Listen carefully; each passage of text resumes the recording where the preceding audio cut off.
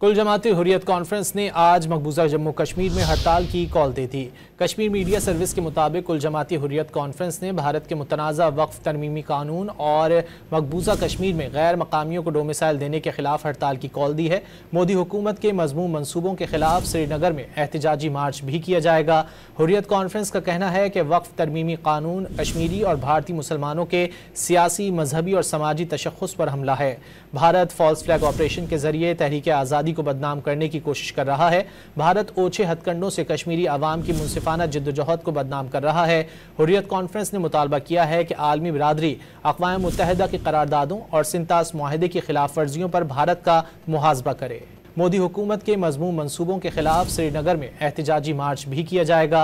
Hurriyat conference का कहना है कि वक्फ तरमीमी कानून कश्मीरी और भारतीय मुसलमानों के सियासी, मजहबी और समाजी तशख़्ख़ुस पर हमला है।